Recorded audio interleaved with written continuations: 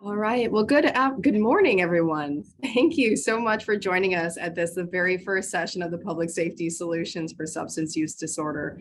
This series is brought to you by Be Well Texas and the Center for Substance Use Training and Telementoring. My name is Andrea Roche. I will be facilitating our conversation today. I just have a few quick announcements before we get started with our session. To help us with attendance, as you've already seen from Echo IT in the chat, please do enter your name, your affiliation, and your email into the chat. This just helps us with our record keeping. To access that chat feature, if you're new to Zoom, click on the speech bubble icon on the bottom navigation window of your Zoom screen. If you've joined by phone only, though, please know that we'll need you to email us your attendance so that we have that on record. To all of the Be Well Texas providers, please make sure that you identify yourself during this session by entering that information I mentioned into the chat. Or again, if you join by phone, email your phone number and your name to bewelltx@uthscsa.edu. Echo IT will share that email in the chat in just a moment. It is good to see so many smiling faces. We encourage everyone to join by video, especially for the discussion portion in the latter half of this session. But that said, regardless of how you've shown up to learn with us today, we're happy you're here. As you saw at the very beginning, we are recording these sessions for later distribution through the Be Well Texas YouTube channel. So know that any information though that you put in the chat is not going to be shared on the recordings, but the recording of the live session will be.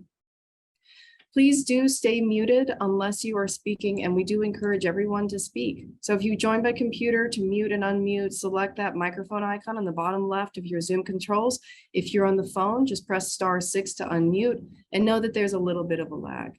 You can also use the emotions menu at the bottom right of your Zoom screen to raise your hand and indicate you have a comment to share if the conversation is getting lively, or you can use the chat to share your perspective. I might call on you just to clarify or expand on your comments there if you do, but please do communicate any way you feel comfortable. There are a lot of us in this space and the numbers are ticking up, so please do keep your comments brief to allow others the chance to share their thoughts as well. And note, as with every Echo session, no protected health information is allowed in either the chat or in our verbal discussions. Towards the end of the session, the Be Well Texas team is going to send out a link to an evaluation survey. It doesn't take more than a few minutes, and we want you to fill it out for a couple of reasons. First, it gives us feedback on how to shape and refine this series to better address your priorities, and it also allows you to access free continuing education. As of now, we are approved for CEs for paramedics and any public safety professionals with a behavioral health degree, such as social work or a counseling credential. We are exploring other forms of CE. So if the types I just listed aren't relevant for your professional growth, go on and fill out that survey and let us know if you need CEs, and if so, what kind. And then the other reason for doing that survey, everybody who completes the survey is entered into a drawing to win a $30 Walmart gift card. So please do share your feedback with us. Again, that link will be in the chat a little bit later. Before we get into a little bit more of our session, I want to start with an introduction to our hub team, and I will actually ask them to introduce themselves. We'll start with Cynthia. Hello, welcome everyone. Happy to see that we have a good attendance. My name is Cynthia Mendiola. I am a retired federal probation officer. I did 27 years with the government and 7 years with the county probation. Currently, I am working with a group of individuals out of Ohio, educating probation officers across the nation, and I'm happy to be here. Thank you, Cynthia. Jeremiah. Hi, everybody. Great to be here. I'm Jeremiah Goulka, and really looking forward to today's presentation and ongoing over the course of the next many months.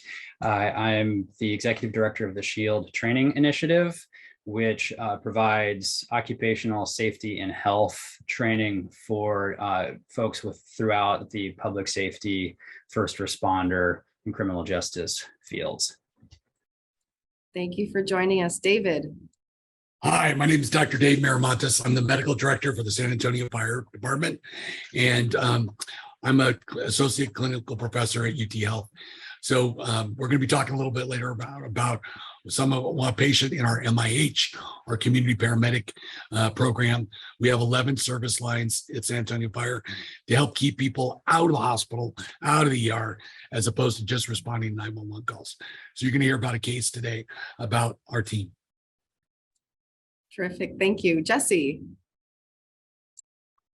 Hi, I'm Jesse Trevino, President and co-founder of Solution Point Plus. We are a public safety training forum, and we operate in a space where in all aspects for public safety and mental health intersect internally and externally. And I have 12 years experience with SAPD, the San Antonio Police Department, and I work very closely with the group that Dr. Marmont is about to discuss. Thank you. Thanks for joining us today, Jesse. Adrian. Hi, everyone. Adrian Lindsay. I recognize a lot of faces from our other ECHO programs, so thanks for being here. I direct our Center for Substance Use Training and Telementoring, or CSTAT, here at Be Well, Texas, which oversees all of our ECHO programs. I don't often have an opportunity to speak to kind of the different public safety hats I've worn in the past. It's not always relevant to some of our other programs, but my clinical background was in correctional health. And I've done a lot of consulting work with different community corrections and corrections departments over the years, implementing evidence-based practices for substance use disorders. So excited to see all of you here. Thanks. Thank you, Adrian. And last but certainly not least, Andrea. Hello, my name is Andrea Havler, and I'm a program coordinator here at ECHO and at the CSTAT Institute. Happy to be here. Thank you, Andrea. Thanks to our hub team. Thanks to all of you who are showing up today. For those of you just coming in, we do ask that you use the chat feature to introduce yourselves because we have a pretty full room today. So for those of you who might be new to ECHO, I want to tell you just a little bit more about it. It stands for Extension for Community Healthcare Outcomes. And this is a model of lifelong learning and guided practice that aims to connect community-based health workers with each other and with a multidisciplinary team of subject matter experts to create communities of practice and learning. The model was developed originally by a liver disease specialist about 2 decades ago to support primary care physicians in delivering life-saving hepatitis C treatment for uninsured, underserved patients in rural and remote New Mexico. But it's really blossomed since then because it rests on this simple realization that you can move knowledge instead of moving people. And if you do that enough, you improve access, you support the growth of the health workforce, and you transform community health. And so that's why we're here today. Our aim in this series is to partner with all of you in building public safety professionals' capacity for responding to substance use and substance use disorders in your daily work. This includes recognizing substance use, incorporating brief screening tools, referring or transporting to the appropriate point of care, and preventing or responding to overdose. So we support each other's growth through these regular sessions that happen monthly, that each include brief didactics, cases shared from the community of learners, that's you all, and group discussion about those cases and dynamic conversation to share resources, mutual challenges, and strategies for substance use disorder care. Just something to note about this space, ECHOs really thrive on conversation that acknowledges and includes the perspectives of many. So we welcome everyone's questions, everyone's experiences and perspectives in the discussions that we have today and moving forward.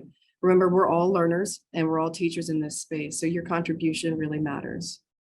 The sessions are going to follow a pretty standard structure, starting with introductions of the hub team, then followed by brief evidence-based didactics on a key topic related to substance use disorder considerations for the public safety workforce.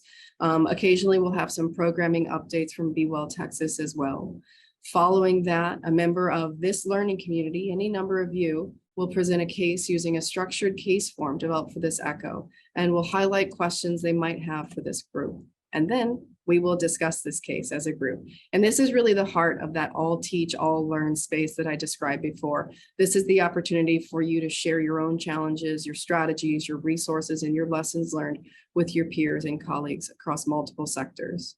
And then we're going to wrap up the session in a quick hour with a quick summary of key recommendations given by a member of our hub team.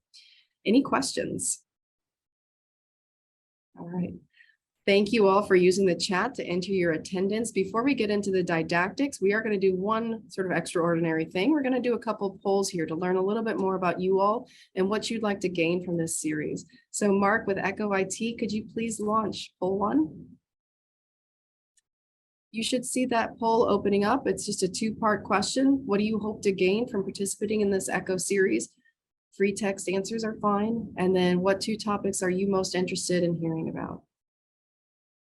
We'll give a few seconds for folks to submit their answers.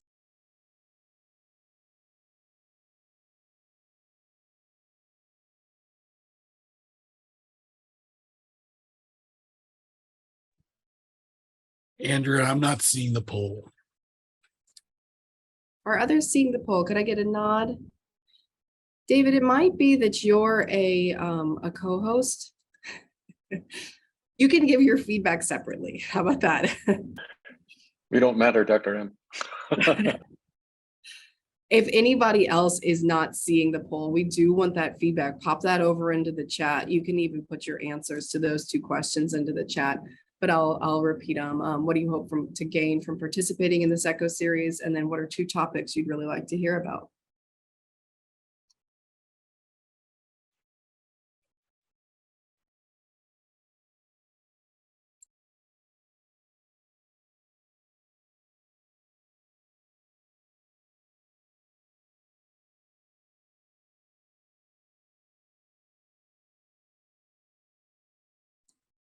We're rounding up on 30% participation, and I'm aiming for another 10%. I know we can do this.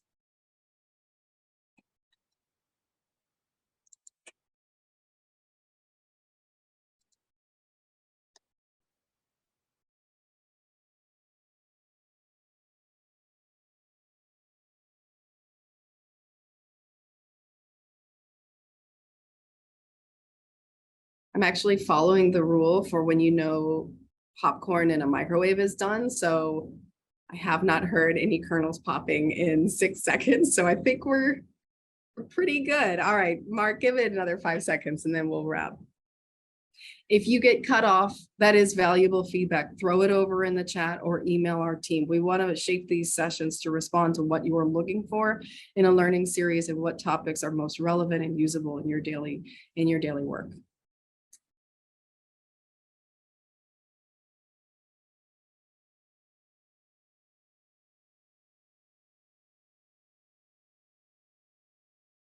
All right, Mark, I think we can end the poll. The microwave popcorn rule does not apply very well with Zoom polls, as I just learned. Okay, well, thank you all for your feedback. So we're going to get right into those didactics. Jeremiah, the floor is yours. Please share screen and begin when you're ready. And thank you, everybody, for joining us today. All right, Andrea, thank you. Can you see my slides? Yes, we can. Excellent.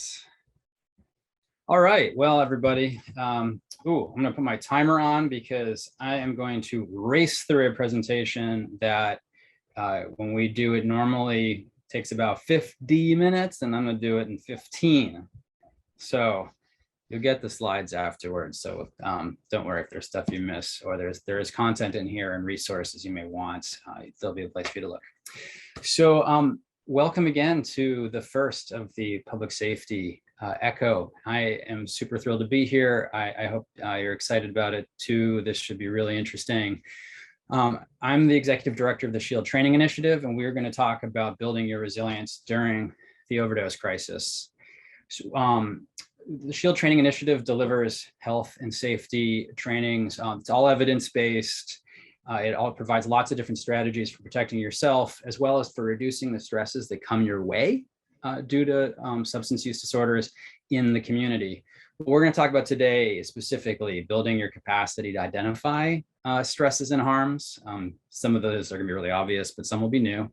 Getting better at identifying their signs and symptoms of them causing problems, and then developing your toolbox to address excess stress, trauma, and its effects, burnout, because it's a lot of job satisfaction harming stuff comes from it. Nothing to disclose in terms of financial relationships. do have a warning. We will be talking about some ugly stuff, including suicide. So if you have any problems with that, just take a pause and come back for the next part of the program. Yes, some of what I'm going to say is super obvious, and I know it, and you know it, and some things bear being repeated. So just if you find yourself rolling your eyes, hopefully it won't happen too much. So I'm going to start with the first piece of this outline. You can protect yourself against the harms of too much stress. But to start doing that, the first step is acknowledging their types and their quantities. So let's do that. These are 5 types of stress. They're not the only types, but they're 5 types that you do face in your jobs. And the first one, good stress, is okay, right? This is part of why you got into the work. It's that, what makes it interesting, what gets you excited, what can get your adrenaline going. We're all right with that. There's general stress, which I'll come to in a minute. It's the usual office stuff and other things that are annoying and do cause stress, but they don't build up so much. They resolve fairly easily. So we don't have to worry about them too much. What we do start worrying about is cumulative stress, where that's these types of stresses that you don't shed them easily. You have to take steps to shed them. Otherwise, they start building up and creating physical problems. And then there's traumatic stress and post-traumatic stress, which I'm going to talk about in a little bit. So general stress. These are, things that are just normal stuff, right? Like too much paperwork, difficulty with, shifts or excessive workload, annoying colleagues, annoying supervisors. These are interpersonal issues. There's a whole just layer of normal stuff. All right, so you know that. Since we're talking about substance use disorder, there are some specific aspects of your stress connected to the overdose crisis. Some of it is, folks that or you see who are having emergencies, who are dying of overdose. You're seeing crime connected to a disorder, and that falls on your plate in different ways. One of the things that is hard for a lot of people is that you want to make a difference, but do you have the tools to do it? Do you have the time to do it? You want to help without those tools, or you do help and you never actually get the feedback about having helped, because you usually just see people on their worst days and not as things get better, depending on your specific role in this field or what jurisdiction you're in. And the systems that are just not taking care of people end up falling on you as the backstop. All right, so rapidly moving through here, I'd talk about traumatic stress. Primary trauma, the serious traumas that you see, we don't really need to talk about that because that's sort of obvious, but what's less obvious often is vicarious trauma, which is also called secondary trauma sometimes. It's stuff that you get indirectly from colleagues, from people you interact with, things that you are hearing about that then proceed to really weigh on you in ways that people don't necessarily take seriously because they think, I didn't really see it. It didn't really happen to me, but it does stick with you. And when stresses stick with you, this is where we talk about, or traumatic stress sticks with you. This is where we talk about post-traumatic stress. There's a specific disorder. Maybe you're in your life, you've gotten to the point of being diagnosable for it. That's a whole specific list. But whether or not you get that diagnosis, or people have that diagnosis, people still may, if they've had traumatic stress, they're going to have post-traumatic stress, because that's kind of part of the equation. And honestly, when you're working in the public safety, first responder field, in a lot of criminal justice fields or the military, part of what draws people to it is the intensity of the moments you're going to be training for. But we kind of forget that those moments have a long tail, and what you see is going to affect you. What you hear about is going to affect you. And so it affects the way you perceive the world until it's resolved. So, all right, we've talked about some of the types and quantities. Let's talk about the nasty effects of too much stress.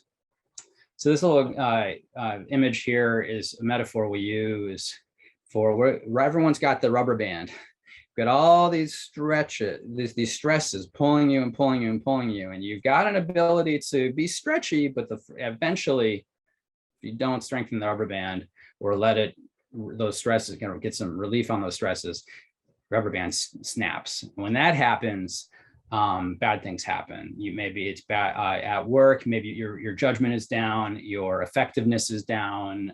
Maybe you're basically create situations where you may be creating a danger to yourself, to others, your colleagues. You're just making your job harder. I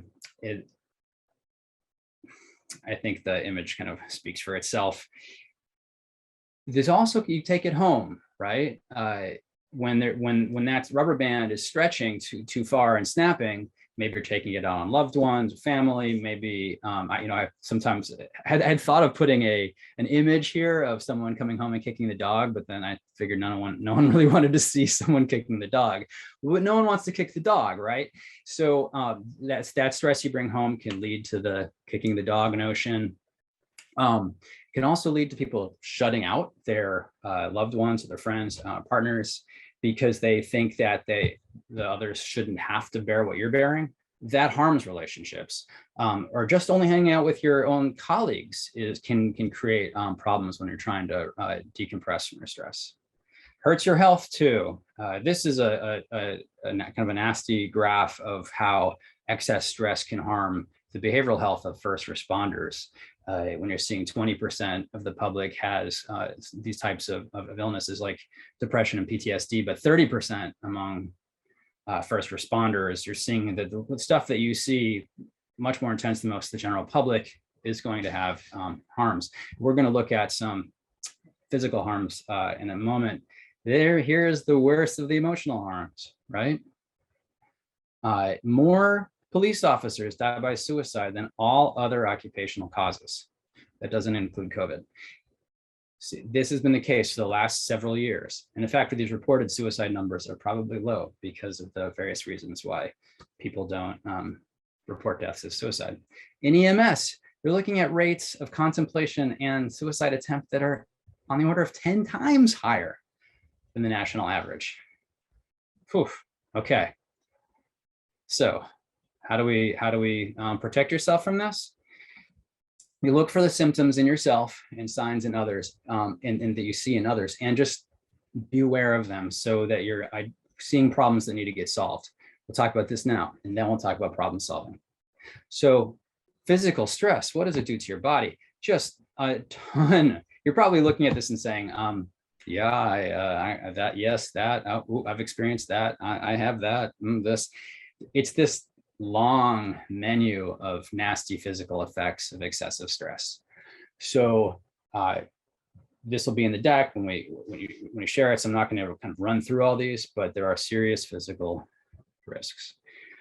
Here are some kind of more behavioral signs and symptoms. If you're experiencing nightmares, feeling on guard, taken to kind of risk-taking behaviors, or excessive drinking, things like this can be signs of somebody carrying post-traumatic stress and not resolving it.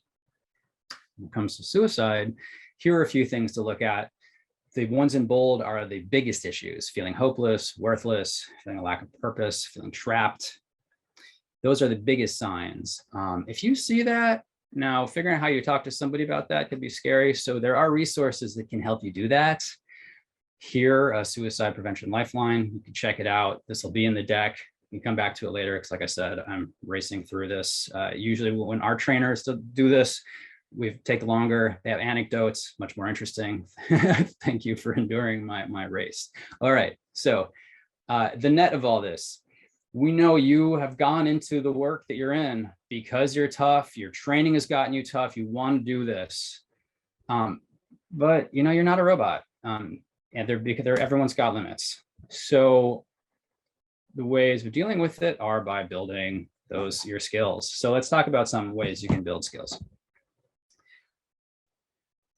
First, to frame it, it's important to both distinguish and balance decompressing and escaping. So escapism, we know what that is. Sometimes it gets a bad name, but it's fine. It has total value. It has real value. You just have to recognize that it's not going to solve all the problems. Decompressing is a way of addressing root causes, or really kind of shoveling out this quantity of stress that's building up in your life. Escapism can just get you sort of from the day to the day. Another thing to think about is how proactive versus reactive. You know, sometimes if you're really stressed, you go do a thing, maybe go for a run, whatever it is, then maybe that will help reduce it. But if you do things proactively, you can lengthen your fuse first, and then maybe have less of an intense reaction. Quickly remember that the things you do to deal with stress should not make things worse. Sometimes, you know, if you're you know, riding a motorcycle at 150 miles an hour in order to de-stress, that might not be the best approach, or just working with time. All right, so change is hard, right? Yeah, a lot of people say, I know I need to do something. Of course I need to do something, but it's hard. It's hard to change. I've tried it before, didn't work. I don't have time, I don't have resources. If I do stop going to the bar with my fellow officers after work, what will that do to my social life, or my professional standing, or my social standing within, you know, within my job?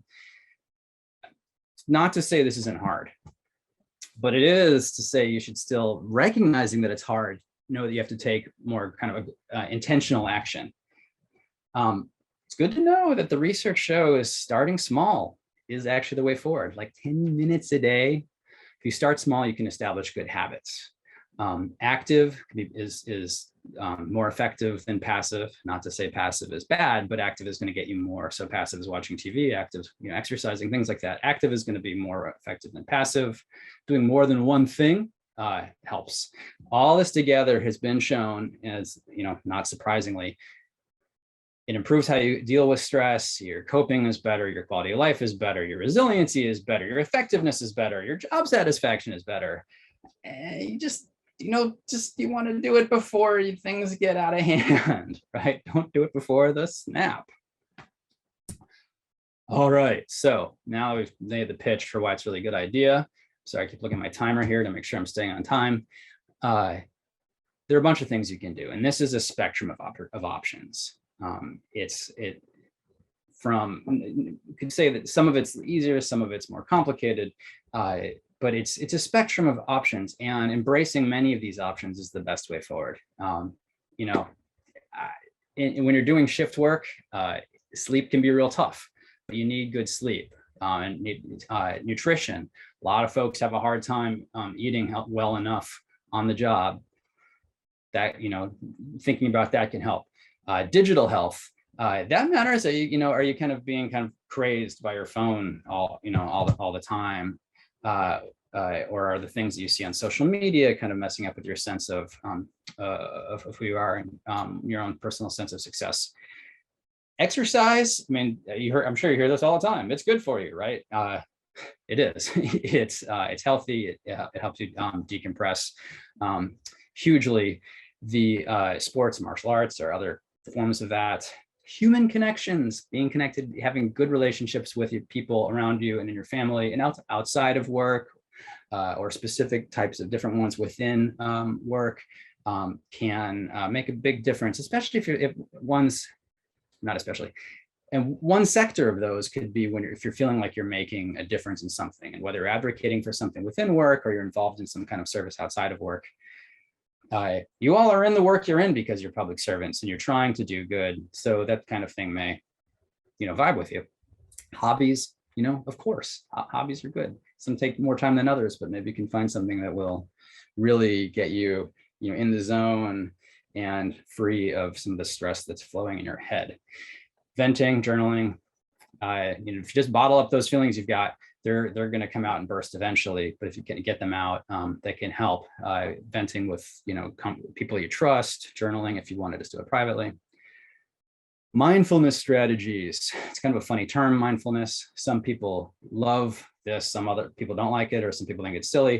But when we're talking about things like meditation, yoga, and more, these have lots of different values, but one thing I'll just call out if you're not familiar with them is that they are not about getting your brain free, but they're about training yourself to not get so bogged down in feelings or emotions or negative ones. You can learn how to let them out somewhat, and that can really help. All right, and then on this farther end of the spectrum here, we've got critical incident stress management. Your department's may well have specific programs you can tap into for that. Maybe those are things that you feel comfortable tapping into. There's also professional assistance, get peer support groups. By professional assistance, here I mean things like therapists, psychologists, social workers, other folks who may have the skills for you to be able to talk to. Oftentimes people don't seek them out because they think it's weird. They don't want to lie down on a couch and, you know, with some beardy guy and talk about your mother, or you're concerned about tapping into it through your office EAP and you think that that might really impact your career. So recognizing that, we're going to offer some options to do an end run around that problem. So first, where to start looking? There's a ton out there. It's really kind of just a ridiculous quantity of resources that you can poke around in without feeling too kind of at risk, or you can be doing it privately if you don't want people to see you doing this thing, if you're checking some of these things out, if you're nervous about them. Also, if you're not sure before you start spending money on anything, you can look at all the free things that are on the internet or on YouTube to find different types of things that might work for you, or some teachers who you like their thing, like their style. There are a zillion apps. They can help you navigate some things and help you develop skills on specific things, be it meditation, nutrition, exercise, any of those things. There's even, and here we have yoga and meditation for EMS professionals. That's also kind of relevant because culture matters here, right? Like you want to be talking to people who get where you're coming from. So that's kind of fun because that's EMS professional oriented yoga and meditation. There's a hilarious meditation for cops. If you find that on YouTube, that's kind of a joke, but it's really funny. Like I said, I talk about how you could do an end run around the problem of an EAP if you don't want to use it. There are a lot of resources out there that you can tap into anonymously that will help you get referrals to services that you would choose that are staffed by people who get where you're coming from. So these here are police oriented, and there's also a Veterans Administration, since many people in your greater fields are also have served in the military. These are ones you can reach out and people will, we call it culturally appropriate. These are folks that maybe you're comfortable talking about. They have these for EMS and fire also. So here are some that are EMS and fire specific. All these resources, they are going to be in the deck when you get it. So I'm not going to go through these things right now. You can look at it if they're useful to you and tap into it at a later date if you sometime later think it would be useful. All right. I think I'm under 20 minutes here. I just want to thank you for listening to me race through what would otherwise be a much longer presentation. And when we have our trainers do it, they have all anecdotes and it's a lot more fun. But if you pay attention to these risks, you notice their effects and work to develop those skills, you can really relax and strengthen your rubber band. Happy to talk about this stuff with you if you're ever interested. My email's here. You can check out our website on the trainings we do. And I'll just slide back here for one quick second. There are so many things you can do. So good luck and thank you for your service. Thank you so much, Jeremiah. And we really appreciate you condensing all of that. What a terrific primer for this series about strategies for supporting the public safety workforce. I want to open it up to the audience. We're hearing some accolades over there in the chat and some resources have already been shared previously. Thank you, David and Holly. But does anybody have any questions or comments for Jeremiah?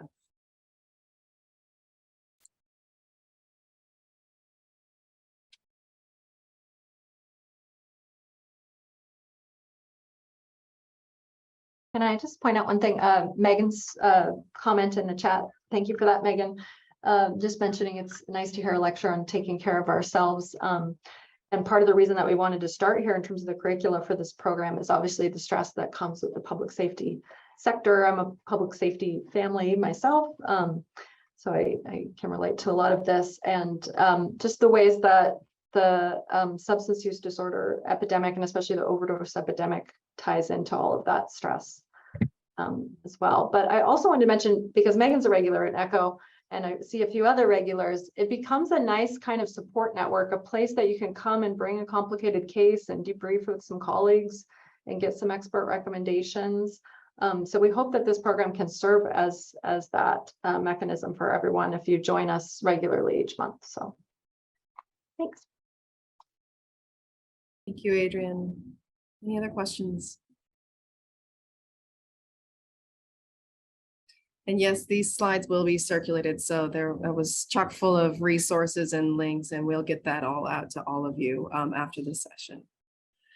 Well, at this time, we're actually going to move to our next part of the session, which is the case presentation, followed by group discussion. So David is going to, as he previewed earlier, is going to talk us through a case his team experienced. Echo IT, when you're ready, if you could share that case form.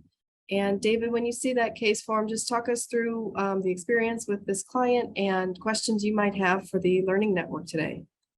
Okay, great. So speaking of stressful patients, so the San Antonio Fire Department has a MAT team, a medication-assisted treatment team, that's funded through the UT School of Nursing state and federal grant processes.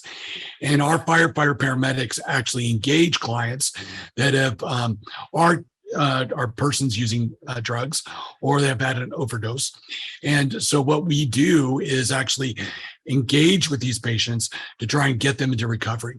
And we actually can start Suboxone therapy on the spot if they're in withdrawal. So we're going to talk about one of our cases that really stressed my team. This is a 36-year-old female who has a 10-year history of IV heroin use, and she's very tolerant. She has to inject 2 to 3 times a day just to stay out of withdrawals. She's using in excess of 2 to 3 grams a day of heroin. She has a history of hypertension, controlled diabetes, hepatitis C, and so has some medical issues along with her heroin use or opiate substance use disorder. I'm going to tell you this is a dual diagnosis patient. She also has a history that was shared with us later on in our encounters, that she was actually sexually assaulted as a teenager. And that's when her heroin use started. She is a dual diagnosis. She uses heroin.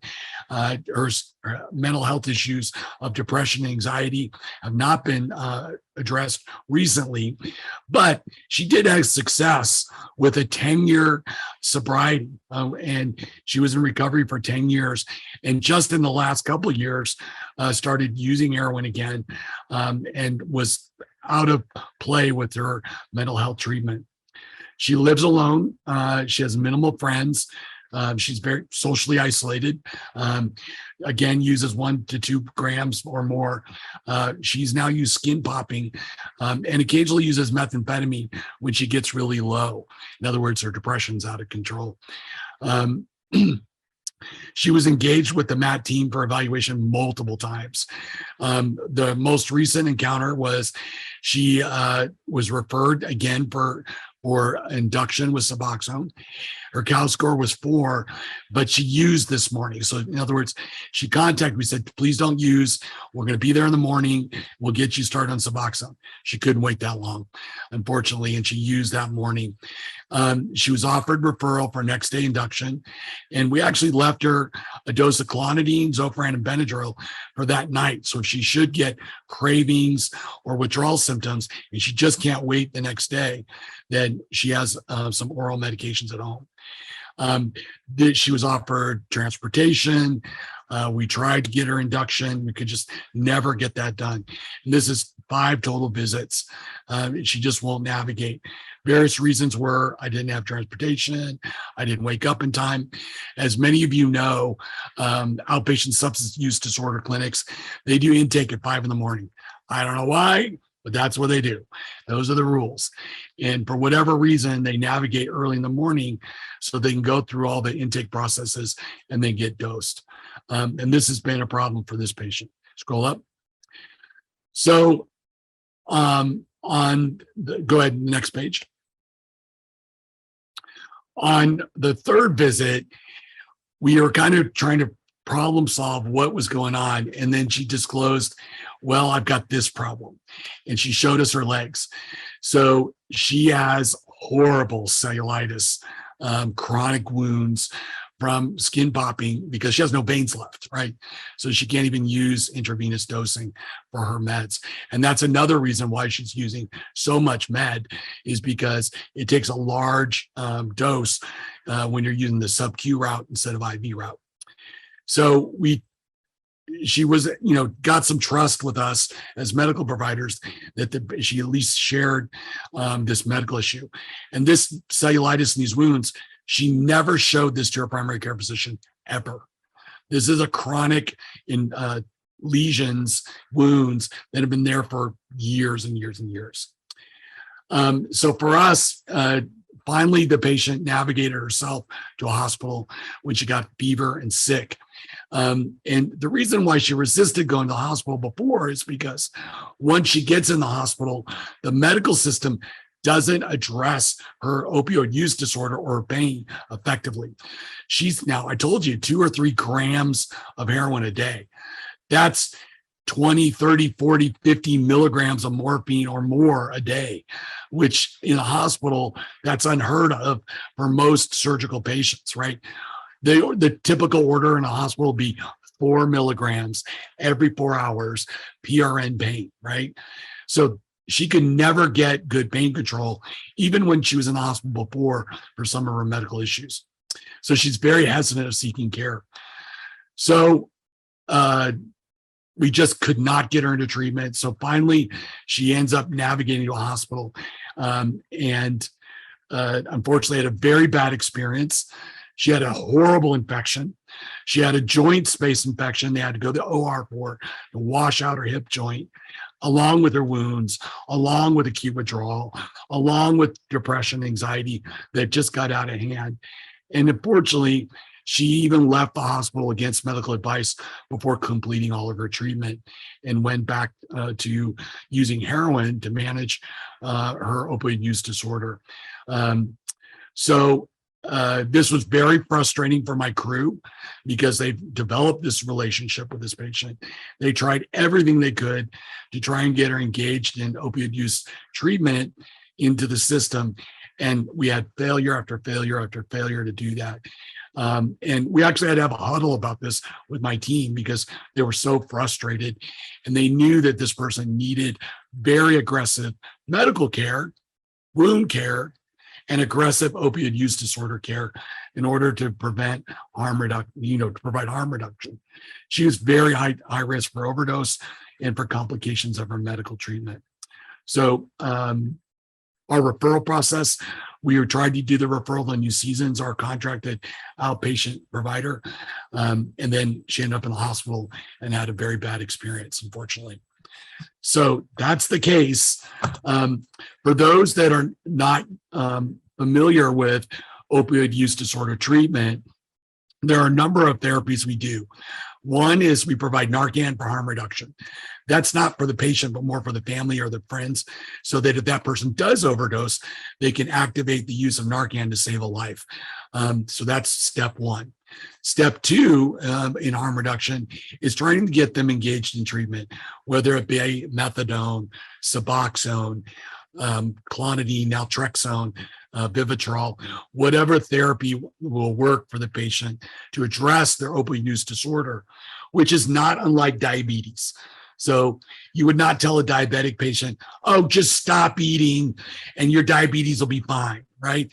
That's ridiculous. And you can't say that to a patient with opioid use disorder either. They need the same types of therapies: diet, exercise, mental health care, medications for diabetes. Opioid use disorder is a biochemical dysfunction in the brain with many different causes. So you need to treat that disease just like you treat hypertension or diabetes or asthma on a chronic basis. So with that being said, that was what our goal was. And unfortunately, we're not able to really successfully provide the kind of care that we would like for this very problematic patient. So with that, I'll take questions from the group or suggestions or anything else that might be helpful. Great. Thank you so much, David. And certainly everything you presented and the frustration experienced by your team makes me think back to what Jeremiah described in his didactics. Ricardo, we saw that request for popping back to that first sheet here, and Echo IT in just a few seconds, you can close the screen share so we can see each other as a group. Well, we're going to open up for questions, and we've actually already received some in the chat. Amelia asked about family involvement. Amelia, I wonder if you might unmute and sort of talk a little bit more about that question. What in particular about family involvement were you curious about?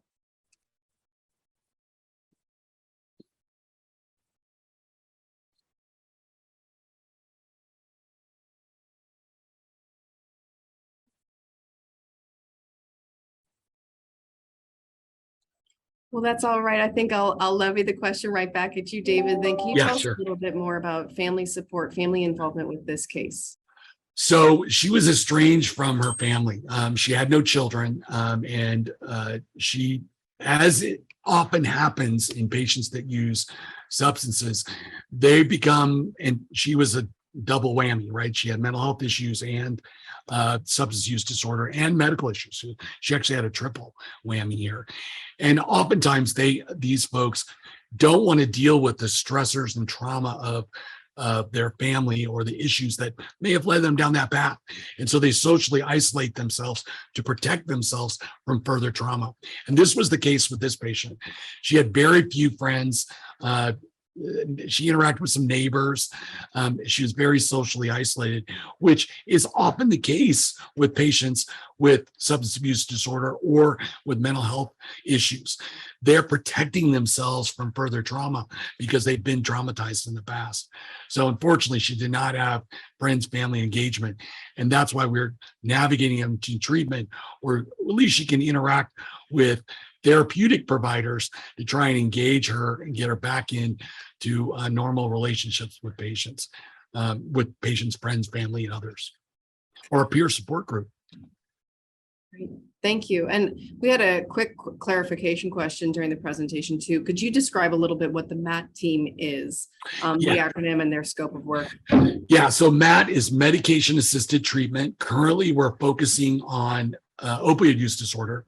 We have 2 paramedics that respond to all patients, or we try and reach out to patients that we search out in our database, in which the fire departments responded for overdose, substance use disorder, or they get direct referrals, or we get direct phone calls from patients themselves.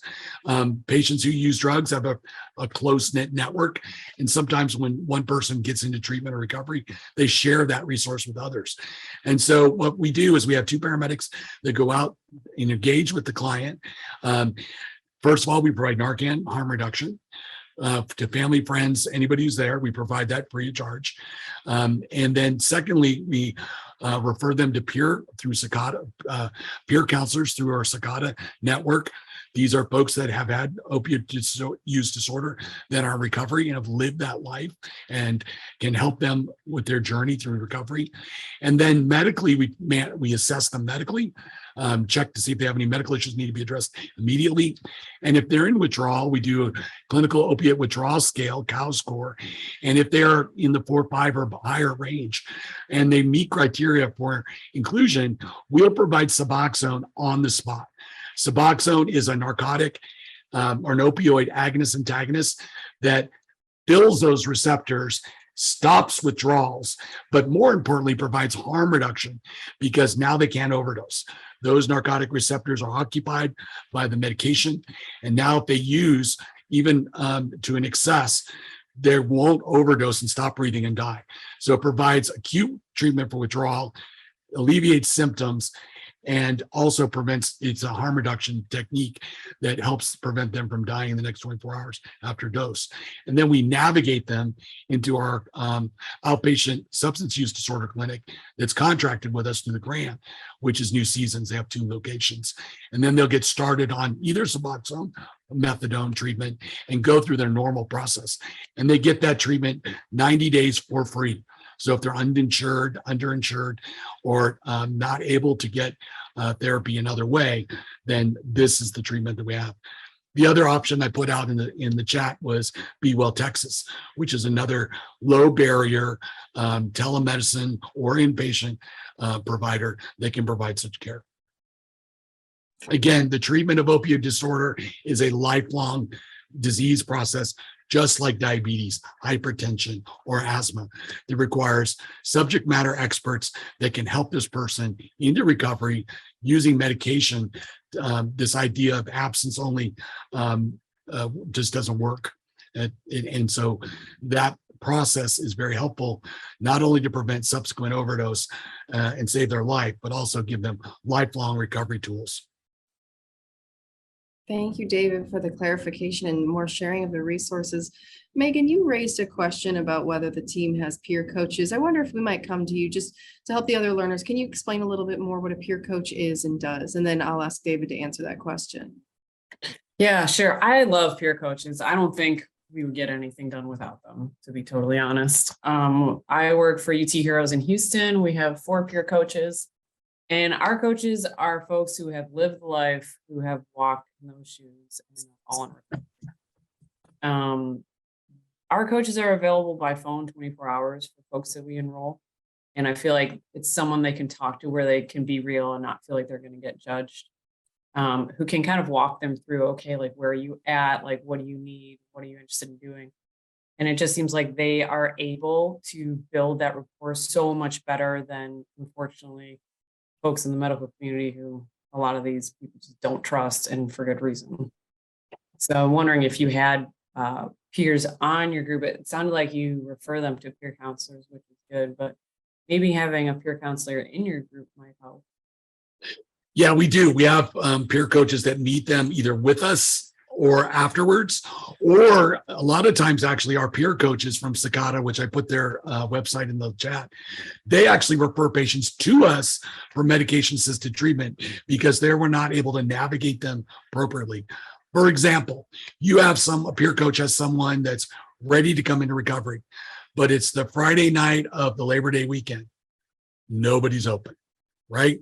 And up until recently, there was actually no emergency department in Bexar County that was providing medication-assisted treatment until just recently. Now University provides those services.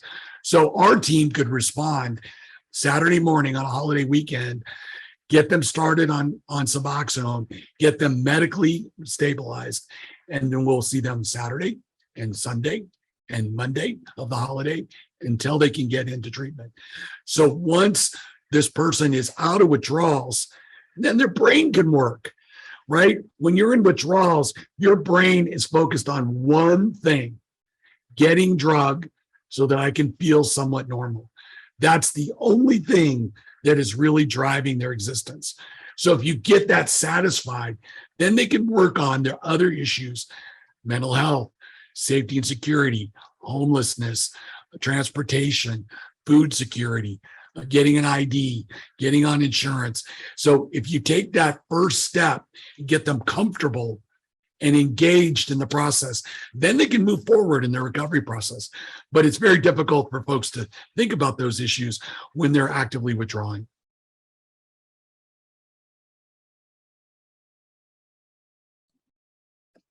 Great point. There's a question raised in the chat, and I think Dr. David, your team seems to know quite a bit about what this patient's care experience was, but in the hospital, was the patient seen by an LCDC? Do we know? So she was, and actually was referred to the pain management program in the hospital. She was fortunate to go to a hospital that had those resources. Again, most hospitals don't, right? They may provide pain management from anesthesia, but anesthesia usually doesn't get involved in medication-assisted treatment therapy. That's usually on the psychiatry side of the world. So yes, she did. She was engaged. But again, when you're in withdrawals and you're in pain and you're vomiting and having horrible diarrhea because you're not getting the medication you need to be normal, that stuff doesn't work. You have to take care of the physical, mental, and societal systems all at once, or you can't get them through recovery. Imagine yourself in a hospital bed, in pain, vomiting, having diarrhea, skin crawling, sweating, agitated, depressed, and someone comes to talking about recovery. No, it's not going to work. You got to treat the symptoms of the disease process and then move them toward aggressive care. Thank you. quite a lot of feedback, and thank you all so much for utilizing the chat to share your questions and your resources. Any other thoughts for David and his team about next steps in management of this patient, or how you might interact with this patient across the various sectors that you each represent? Hey, Andrea, I'll add something just real quick, coming from a peer recovery coach perspective here in Abilene, and certainly love what that component looks like as part of the MAT team that you were describing. I think that's awesome. But one of the things that we also add to the MARS training for medication-assisted recovery support trainings is being proactive. And I can't speak for the coach that's working with this peer, obviously, but being proactive and anticipating what some of those withdrawal symptoms and some of those aches and pains and just all that bodily stuff that's going on, like as you described, and what are some holistic, what are some maybe non-medical ways to address those things? Are there, whether it's over-the-counter stuff, or it's some lifestyle changes, or it's something with nutrition, or it's something with, whatever, and kind of exploring that. And I think we've seen good success in several cases where, of course, it doesn't completely resolve the discomfort, but it makes it tolerable. And then maybe that still provides that little, light at the end of the tunnel of having maybe not a recovery conversation per se about substances and recovery and all that, but talking about some other things as far as what are the things that we could incorporate into this process that bring you joy, expanding that social support network. What are some things that you would like to include back in your life that kind of make the days a little bit more tolerable, or it can at least bring some level of contentment. And then we can start having those other big conversations as the medication starts, coming back into play, or, the clouds open up a little bit more, whatever it is. So I think sometimes coming from that wellness coach or a life coach, perspective, and having some broader conversations sometimes has been helpful with that. Terrific. Sean, thank you so much for sharing. Before we wrap up, other recommendations from our hub team.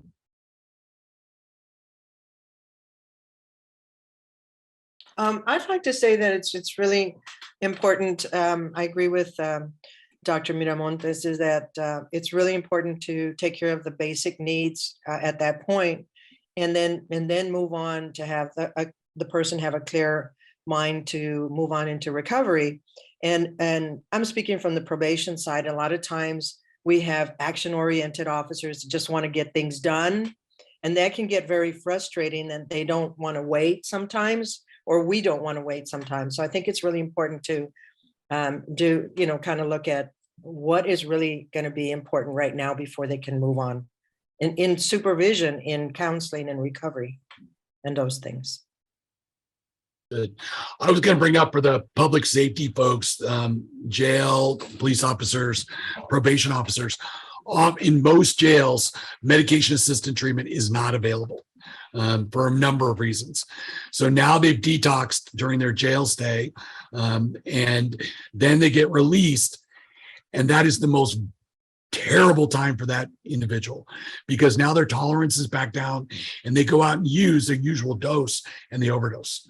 So all patients, all folks who are incarcerated who are using drugs should at least have access or leave with Narcan as a harm reduction model, and should be referred into active treatment, hopefully. So that's a place where we can start or try moving to in our criminal justice and probation departments, which there have been some strides in Bexar County to make that happen, but it's still a problem across the nation. Well, thank you, David. We're going to turn now to Jeremiah to summarize some of the key points and recommendations from this very rich case discussion today. Before he does that, I do just want to issue a call to each and all of you. These sessions are what we make of them. We want to hear your cases. So if you are interested in presenting a case to this learning community, just reach out to the Be Well Texas team by email, and they'll follow up with the right forms. Jeremiah. All right, thanks, Andrea. I'll be real quick here because I come to the end of the hour. But yeah, I really enjoyed this conversation. That was really useful. I think one of the key things that comes out of Dr. Miramontes' presentation is that while referrals to specialized treatment are really important, they're not automatically successful. Recovery is a really hard road, right?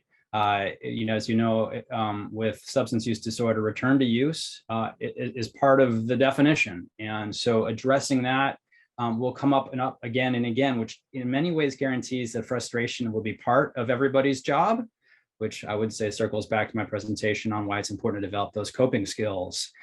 I want to back to the case. One of the things about Dr. Miramonte's system is really great in how its access to MAT is unusually good. It's much easier to access there than in many places.